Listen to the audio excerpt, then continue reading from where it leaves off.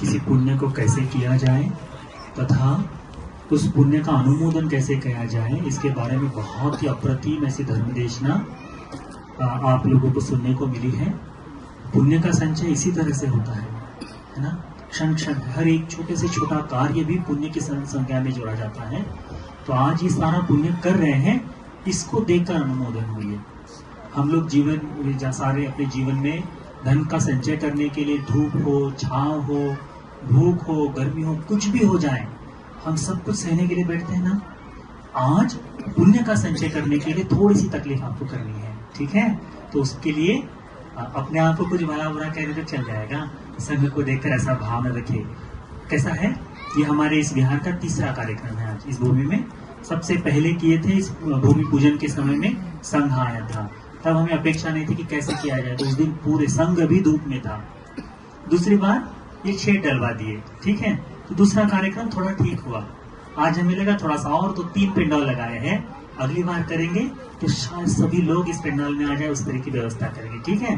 तो धीरे धीरे गलतियों से सीखता है ना व्यक्ति, तो इसीलिए थोड़ी तकलीफ हो, फिर भी मैत्री बनाए रखे सबके लिए, ठीक है। हमारे बीच में इस कार्यक्रम के लिए शिवरी भंते जी आए हैं, श्री आभा शुरू करके, ऐसा है शिवरी भंते जी, ठीक है। दुबई में रहते हैं, अध्ययन कर रहे हैं, है ना। थाईलैंड में रहते हैं, दुबई में तो संदेश रहता है, ठीक है। तो थाईलैंड में रहते हैं, वहाँ बड़ा सुंदर पढ़ाई वगैरह कर रहे हैं। उनका यहाँ होना हमारे लिए आशीर्वाद ही है ना। तो उनसे हम थोड़े से 2 शब्द सुनते हैं और उसके बाद ये जो परिष्कार है ये दान देंगे।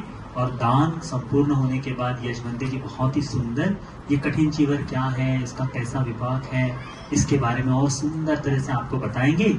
जैसे ही यशवंती जी रुकते हैं आप लोग भोजन कर सकते हैं, ठीक है। हाँ, भोजन के साथ साथ ही यहाँ पर आज यशवंती जी अरहंत अंगुलीमाल भंते जी की धातु लेकर आए हैं, ठीक है। तो जिन जिन लोगों को उसको आंखों से देखकर नहीं, आश्रम में रखी थी, पर यहाँ आप लोगों के दर्शन के लिए लेकर आए हैं। और जब हमें साल में 2 बार करते हैं, एक बार कठिन चीवरदान के दिन और एक बार बुद्ध पूर्णिमा के समय 2 दिन दर्शन के लिए रखते हैं हम ये। तो आज कठिन चीवरदान का समय, इसलिए आप लोग दर्शन कर सकते हैं। तो भूख ज्यादा लगी होगी तो पहले भोजन कर लीजिएगा और उसके बाद आकर दर्शन करिएगा, ठीक है। दर्शन करते करते खाएगा। हाँ, दर्शन करते करते खाइएगा, ठीक है, ठीक ठीक ठीक। शिवरी भंते जी उनको साधुकार दीजिए और